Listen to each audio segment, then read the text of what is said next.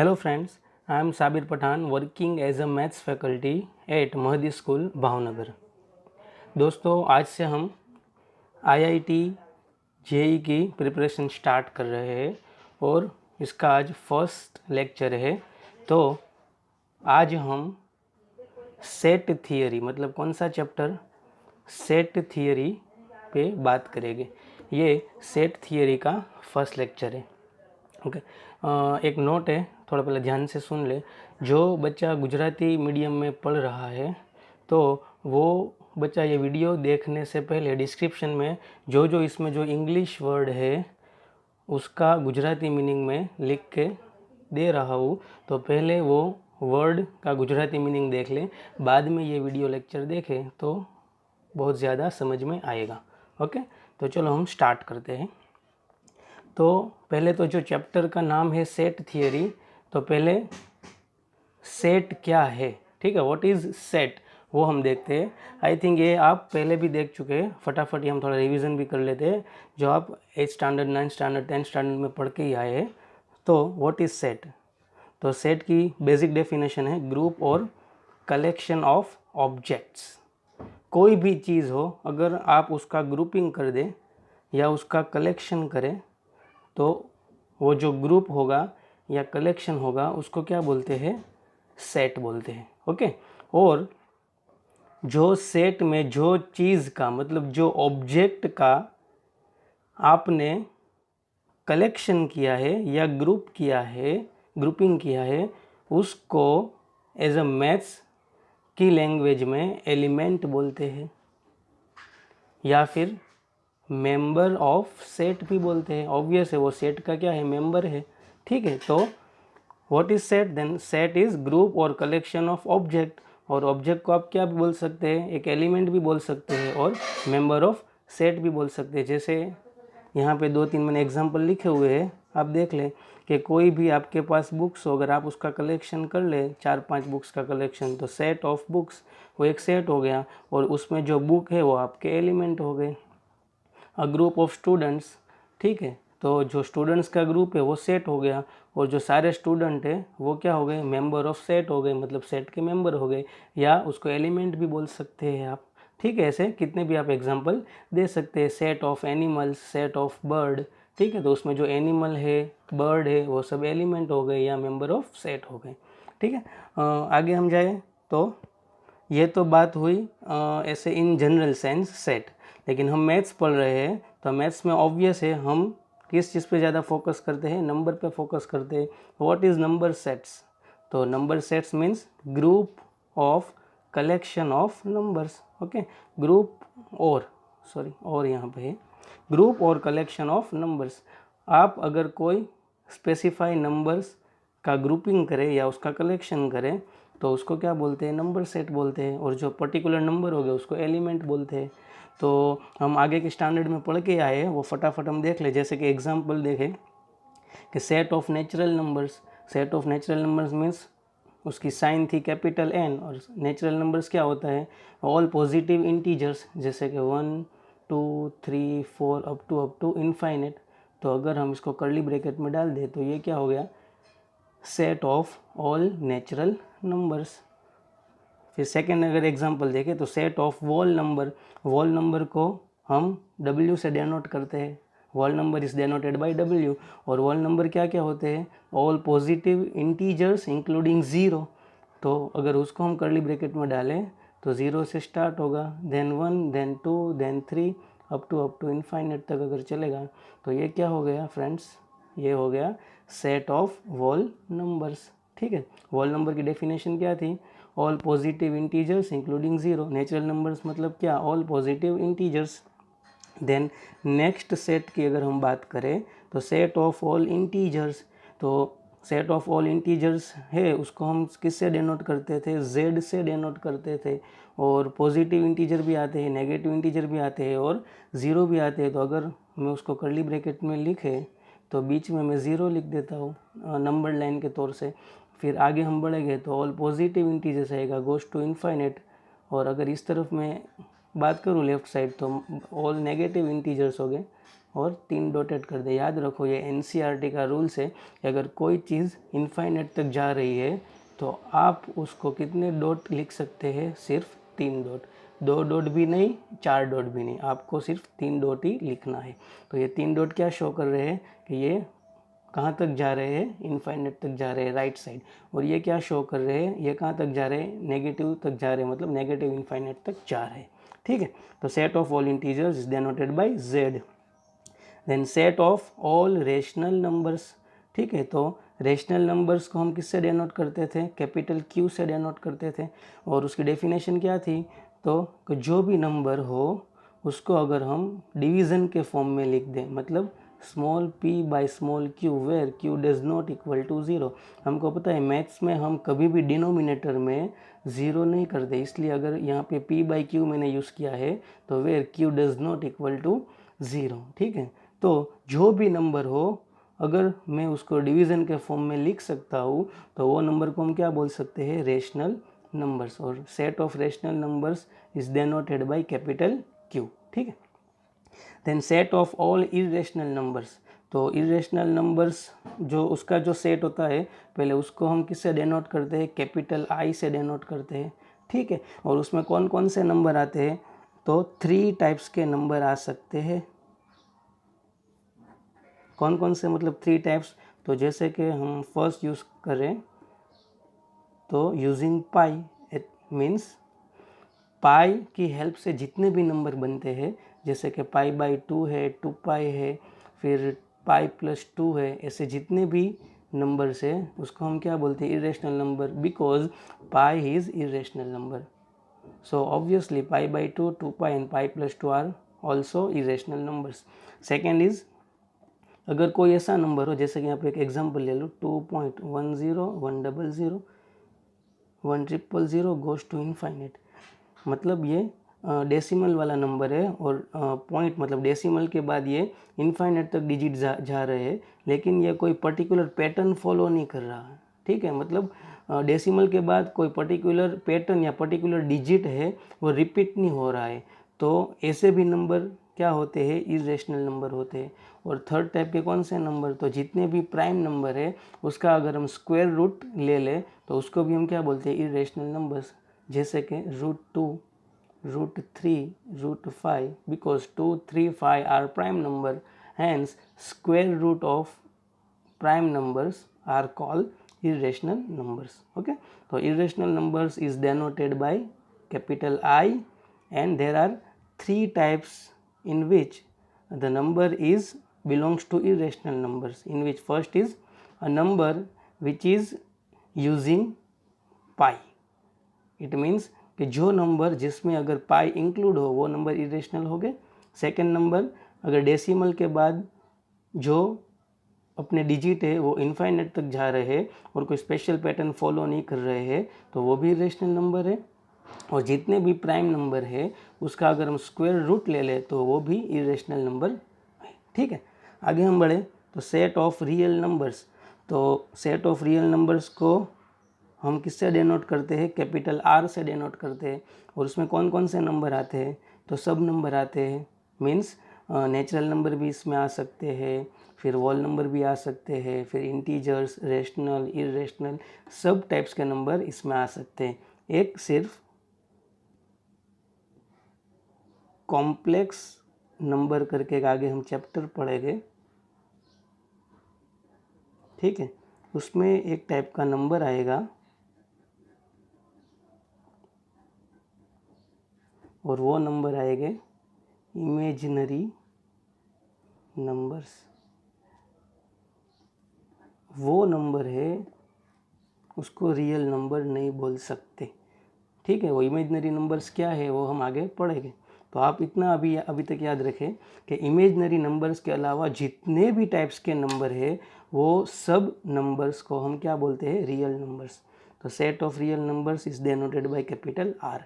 आगे बढ़े तो सेट ऑफ पॉजिटिव इंटीजर्स।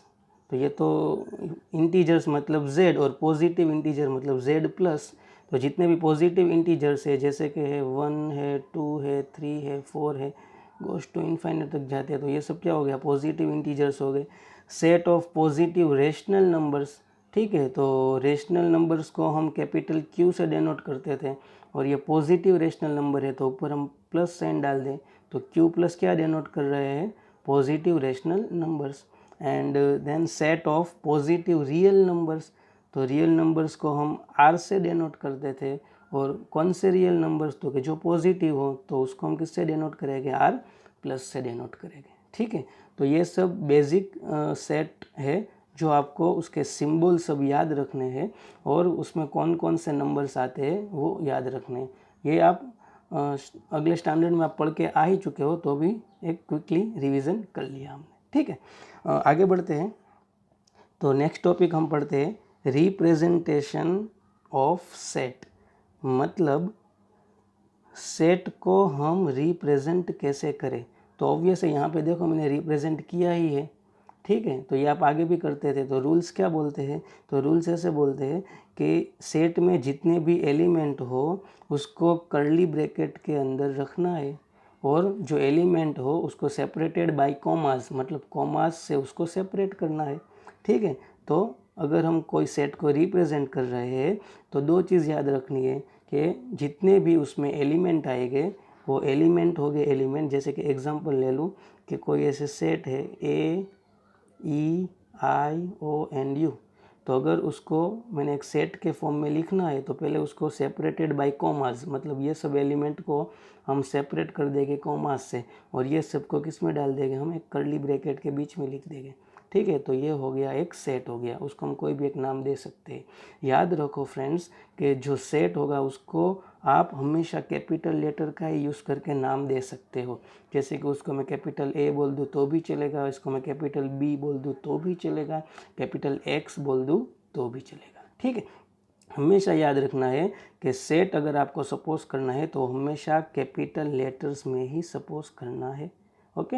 और अगर आप उसके अंदर जो एलिमेंट आते हैं वो हमेशा स्मॉल लेटर में लिखना है, ठीक है। Element are always written in small letter and set are always written in capital letter, ठीक है।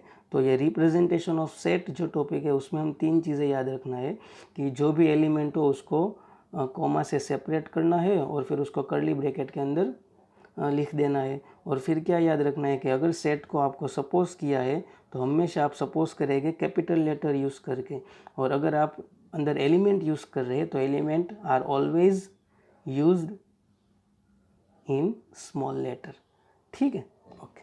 आगे बढ़ते हैं, next topic is types of representation of set, मतलब जो सेट हमने बनाया है वो हम कितने टाइप से उसको रिप्रेजेंट कर सकते हैं। तो there are two types of representation of set. First is tabular form और रोस्टर फॉर्म, दो नाम है, याद रखो। आप उसको टेब्यूलर फॉर्म भी बोल सकते हैं या रोस्टर फॉर्म भी बोल सकते हैं। और second name is property method और सेट बिल्डर फॉर्म, ठीक है। तो ये दोनों एक दूसरे से कैसे अलग हैं वो हम डिस्कस करते हैं थोड़े एग्जांपल लेके, ठीक है।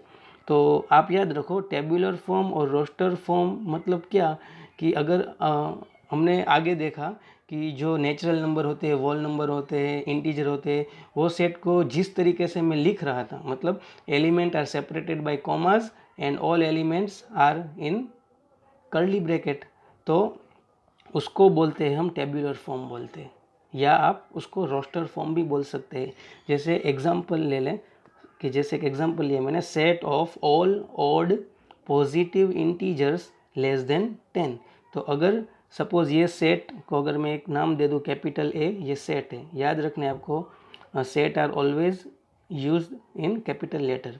तो सपोज ये कैपिटल A है, तो उसको अगर टेब्यूलर फॉर्म में लिखना है तो पहले उसमें कौन से एलिमेंट है जो ये प्रॉपर्टी को फॉलो कर रहे हैं। तो पहले तो पॉजिटिव इंटीजर्स होने चाहिए, ठीक है, और ओड होने चाहिए वो, और वो 10 से लेस होने चाहिए। तो 10 से आप लेस करो मतलब कम करो, तो 9 है, फिर 7 आ रहा है, फिर 5, देन 3, देन 1, ठीक है। तो याद रखो कि कर्ली ब्रैकेट में अगर आप यूज़ करेंगे तो इंक्रीजिंग ऑर्डर में नंबर अगर होगे तो उसको इंक्रीजिंग ऑर्डर में लिखना है। तो ए को हम कैसे लिखेंगे 1, 3, 5, 7, 9। ठीक है, तो ये आपने जो ये सेट का ये जो फॉर्म आपने लिखा है वो कौन सा फॉर्म लिखा है, टेबुलर फॉर्म और roster form. All the elements are separated by commas and in curly bracket. ठीक है, सेकेंड एग्जांपल देखें, the set of all vowels. तो वोवेल्स कौन से होते हैं, तो 5 वोवेल होते हैं, ए ई आई ओ यू। तो हमें पता है ये एलिमेंट है तो हम स्मॉल लेटर यूज़ करेंगे। तो ए ई आई ओ यू ये हो गए एलिमेंट, और हमको टेबुलर फॉर्म या रोस्टर फॉर्म में लिखना है तो all the elements are separated by commas.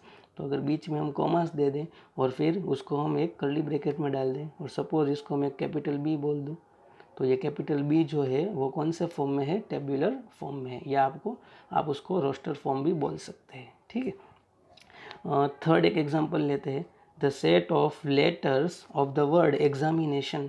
मतलब एग्जामिनेशन में जितने भी लेटर्स है उसका यूज़ करके आपको एक सेट बनाना है, और कौन से फॉर्म में बनाना है, टेबुलर फॉर्म या रोस्टर फॉर्म में। तो पहले एक एक लेटर हम लिखे, तो पहले ई आ रहा है तो ई लिखते हैं, फिर एक्स है तो एक्स लिखते हैं, फिर ए है तो ए लिखते हैं, फिर एम है, देन आई है, देन एन है, देन ए। तो ए तो आ गया। याद रखना है टेबुलर फॉर्म या रोस्टर फॉर्म आप लिख रहे हो तो कभी भी एलिमेंट रिपीट होगे नहीं। ठीक है, तो ये तो ऑलरेडी यहाँ पे लिख चुके हैं तो वो नहीं लिखना। टी तो कि टी नहीं आए तो टी हम लिखेंगे, फिर आई तो आई आ गया है तो उसको हम नहीं लिखेंगे, ओ तो ओ लिखेंगे, एन आ गया तो एन को लिखेंगे नहीं। तो ठीक है, सब लेटर हमने लिख लिए। फिर सब लेटर्स को सेपरेट करना है कॉमास से, और फिर इसको हम लिख देंगे कर्ली ब्रैकेट के अंदर। और अगर ये उसको एक सेट का नाम देना है तो कैपिटल एक्स एक नाम दे दो। तो जो कैपिटल एक्स जो फॉर्म में लिखा है वो कौन सा फॉर्म है, टेबुलर फॉर्म या रोस्टर फॉर्म। ठीक है, ओके। अब जो सेकंड टाइप है वो हम देखेंगे कि सेट को अगर हम रिप्रेजेंट करना है सेकंड टाइप से, मतलब नाम है सेकंड टाइप का प्रॉपर्टी मेथड या सेट बिल्डर फॉर्म। तो ये तो नाम से ही पता चल रहा है। तो ऑब्वियस याद रखना फ्रेंड्स कि सेट में जितने भी एलिमेंट होंगे वो एक प्रॉपर्टी को फॉलो कर रहे होंगे, मतलब सबके पास एक कुछ कॉमन प्रॉपर्टी होगी, तो आपको वो कॉमन प्रॉपर्टी लिखना है। ठीक है, ये मेथड में या सेट बिल्डर फॉर्म आप बोले तो कॉमन प्रॉपर्टी लिखना है उसको। ये फॉर्म में आपको अलग अलग सब एलिमेंट लिखना नहीं है, मतलब एक प्रॉपर्टी लिखना है। जैसे कि एग्जांपल हम ले लें, example of second type of representation of set. मतलब एक अगर यहाँ पे मैंने सेट लिखा है, set A is equal to 1, 3, 5। तो आप देख सकते हैं कि ये जो मैंने फॉर्म लिखा है ना फ्रेंड्स, ये फॉर्म कौन सा है, टेबुलर फॉर्म है। ऐसे आपको क्वेश्चन पूछ सकते हैं कि कोई सेट है आपको टेबुलर फॉर्म में देगा और प्रॉपर्टी मेथड या सेट बिल्डर फॉर्म में पूछेंगे, या आपको सेट बिल्डर फॉर्म में देंगे तो आपको रोस्टर फॉर्म उसका पूछेंगे। ठीक है, मतलब एक में से दूसरा कन्वर्जन पूछेंगे। तो आप पहले आप देख लो कि प्रॉपर्टी सब में कौन सी फॉलो कर रही है तीनों। तो ये तीनों ऐसे है कि ये तीनों पहले तो ऑड नेचुरल नंबर से, ठीक है, और किससे कम है तो कि 6 या 7 से कम है। तो अगर इसको सेट बिल्डर फॉर्म में लिखना है तो मैं ऐसे लिख सकता हूँ कि a इज इक्वल टू, आप देख सकते हैं कि ये सब क्या है, तो कि ये सब है, पहले तो यहाँ पे एक मैं वेरिएबल यूज़ कर रहा हूँ x। ठीक है, फिर x हमेशा याद रखना है कि आप सेट बिल्डर फॉर्म में जाते हैं तो हमेशा वेरिएबल को एक ले लेना है। ठीक है, तो मैंने वेरिएबल ले लिया x, फिर वो वेर, ये किसकी साइन है, वेर की, और x क्या है, तो x है 6 से कम ऑड नेचुरल नंबर। ठीक है, ऐसे भी हम बोल सकते हैं वेर x इज, ऐसे भी बोल सकते हैं कि natural numbers, sorry x is odd natural numbers. ठीक है, और ऑड नेचुरल नंबर्स तो बहुत आते हैं, जैसे कि 1, 3, 5, 7। तो मैं ऐसे लिख दूँ कि x लेस देन 6। ठीक है, तो ये हो गया x where x is an odd natural numbers, और उसमें भी आगे मैंने क्या डाल दिया कि x लेस देन 6। ठीक है, और एक एग्जांपल देखते हैं कि the set of all even natural numbers. ये सेट को अगर मैं नाम दे रहा हूँ b। ठीक है, तो अगर आप देखें तो उसमें एक कौन सी कॉमन प्रॉपर्टी आ रही है, तो आप देख सकते हैं कि ऑल कौन से नंबर है, नेचुरल नंबर से और इवन नेचुरल नंबर से। तो b इज इक्वल टू मैं ऐसे लिख सकता हूँ कि पहले तो वेरिएबल यूज़ करना है, तो वेरिएबल यूज़ कर लिया मैंने x, फिर वेर की साइन करनी है, then where x, where x is equal to मैं बोल दे रहा हूँ 2n। ठीक है, यहाँ पे मैंने अनदर वेरिएबल यूज़ किया। आपको पता है कि कोई भी इवन नंबर्स होगा वो 2 के साथ मल्टीप्लाई होगा, लेकिन यहाँ पे 2 है वो n के साथ मल्टीप्लाई, और मुझे इवन नेचुरल नंबर चाहिए, तो यहाँ पे मैं और आगे बढ़ जाता हूँ। ये जो स्मॉल n मैंने यूज़ किया है बिलोंग्स टू कैपिटल N। ठीक है, तो ये जो मैंने फॉर्म लिखा है वो कौन सा फॉर्म लिखा है, सेट बिल्डर फॉर्म लिखा है। ठीक है, एक वेरिएबल यूज़ किया, फिर यहाँ पे मैंने एक प्रॉपर्टी लिखी। कौन सी प्रॉपर्टी है कि वेर जो x है वो इवन नेचुरल नंबर है। ठीक है, ओके। तो आज के लेक्चर में हम यहाँ तक रखते हैं और आगे के जो टॉपिक्स है वो नेक्स्ट लेक्चर में डिस्कस करेंगे। ठीक है, थैंक यू।